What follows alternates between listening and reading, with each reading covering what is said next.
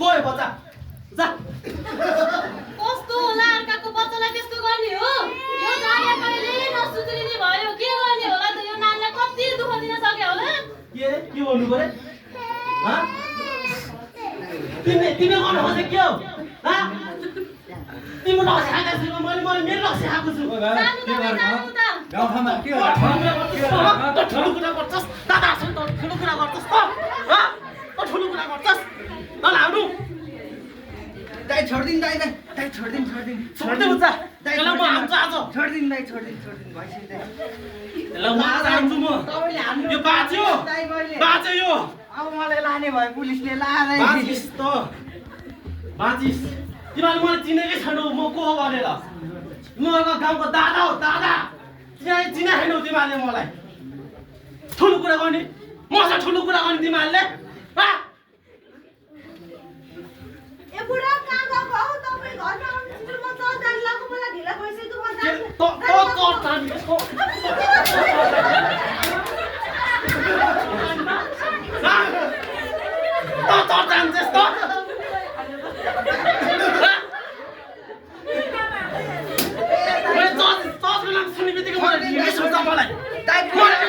दाइ बुढी अर्को आउँछ दाइ हामी चाडखान जाउँदै है छोड्दिन त्यो बाँचियो आज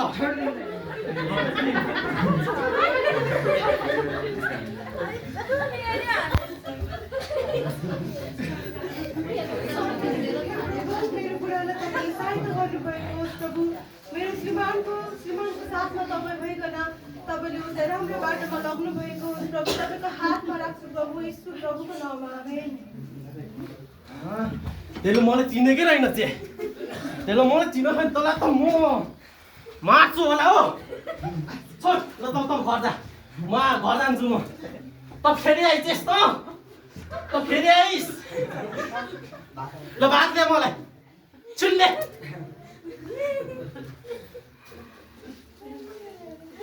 फेरि घिरौलो तरकारी पकाइछ यसले तँलाई जहिले पनि यही मिठाउँछ जहिले पनि यही पकाउँछ जहिले पनि भान्टाको तरकारी तिते परेर तँलाई जहिले यही मिठाइ त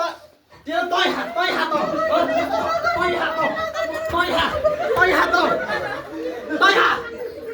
जहिले पनि त्यही मिठाइ जहिले त्यही पकाउँछ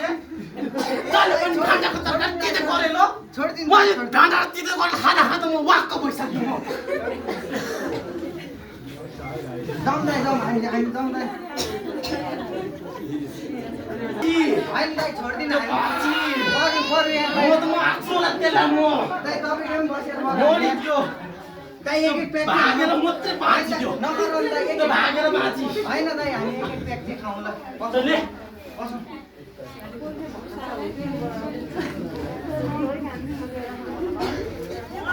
हे यो स्वास्नी चिज भनेपछि डेन्जर होला यो छोड्दिन दाइ रक्सी हालेर स्वास ठिकन्छ दाइ यो चिन्दैन घाडा भनेकै स्वास्नी हो यो हो दाइ हो यो स्वास्नीलाई म नमारी छोड्दिनँ त्यो भागेर मात्रै बाँचियो त्यो पखेर त्यो फेरि आओस् न मैले जानेछु त्यसलाई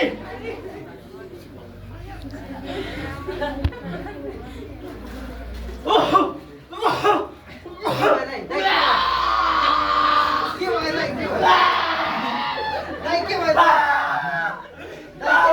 मेरो पेटमा के हो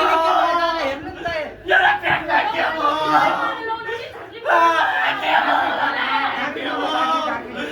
के हो मलाई बोला छिटो के गर्छस् बोला छिटो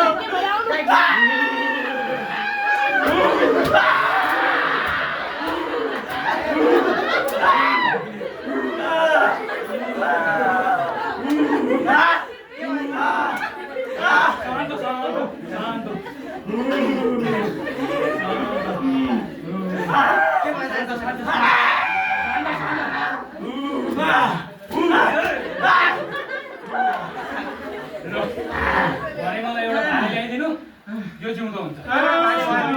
एउटा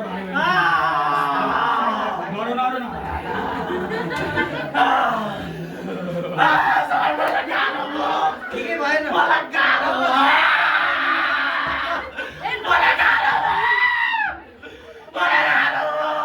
डॉक्टर बोला छिटो डॉक्टर बोला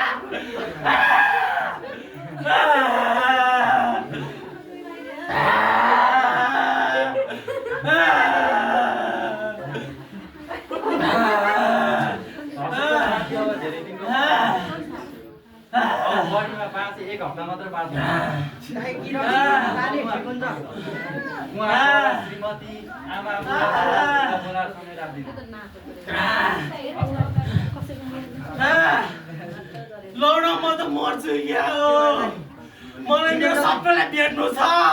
मलाई मेरो बुढी बोलाइदे मलाई मेरो बुढी बोलाइदे मेरो बुढी कहाँ छ छिटाइसो त म मर्ने बेलामा तेरो अनुहार हेरेर मर्न चाहन्छु आइजो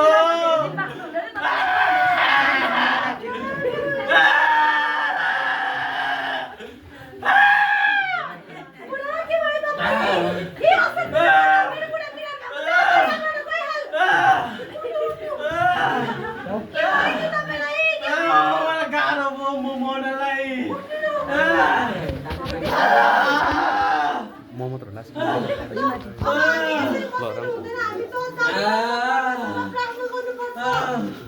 हुन्छ मैले म निको हुन्छु भने मलाई चर्चमा लैजा प्लास्टर बोलायो नि बोला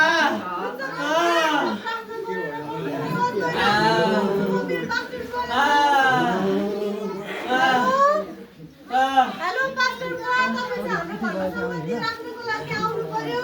मेरो श्रीमान चाहिँ एकदम धेरै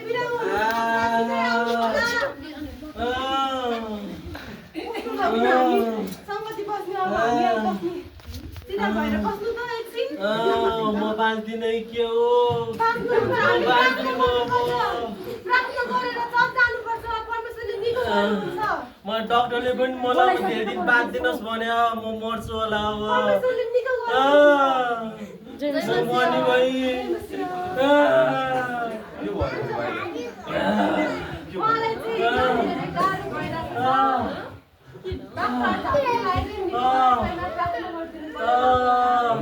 यो भाइ रक्सी खाएर यस्तो छ है यो भाइलाई प्रार्थना गर्नेछौँ विश्वासको प्रार्थनाले हामीले गऱ्यो भने अवश्य हामीहरूलाई निको हुनेछ चङ्गाइ हुनेछ यो भाइलाई आज हामी प्रार्थना गर्नेछौँ र यो भाइलाई निको हुनेछ है त हामी प्रार्थना गरौँ प्रभु तपाईँले जोराउनु भएको छोरालाई प्रभु आज फेरि यस ठाउँमा तपाईँले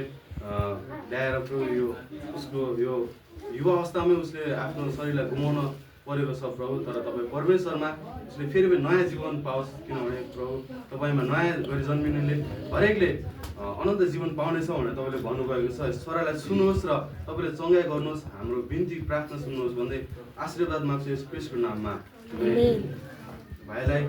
चर्चमा लिएर आउनु अर्को हप्ता हामीहरू उहाँलाई अझ राम्रोसँग प्रार्थना गरेर उहाँलाई यो रोगबाट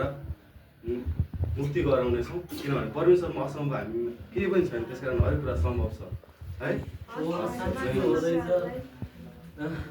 परमेश्वरमा सबै कुरो निको हुन छ अहिले मैले ठिक भएँ बुढी मैले सन्चो भएँ मैले पास्टरज्यूहरू प्रार्थना गरेर म धेरै चङ्गाइ भएँ म अलिकति निको भएँ म अब हामी जहिले चर्च जानुपर्छ अनि परमेश्वरमा प्रार्थना गर्नुपर्छ परमेश्वरले हामीलाई सधैँ सुरक्षित साथ राख्नुहुन्छ ल हामी गयौँ है त हस् नमस्ते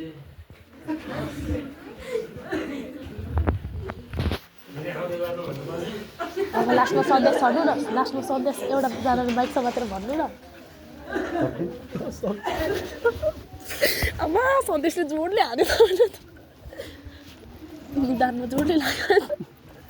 ओइ सन्देश कस्तो बेसरी हारेको कुचल ठाउँ मलाई चाहिँ के गरेको धन्ने मार्दै यहाँनिर लाठी छ नि सर्ट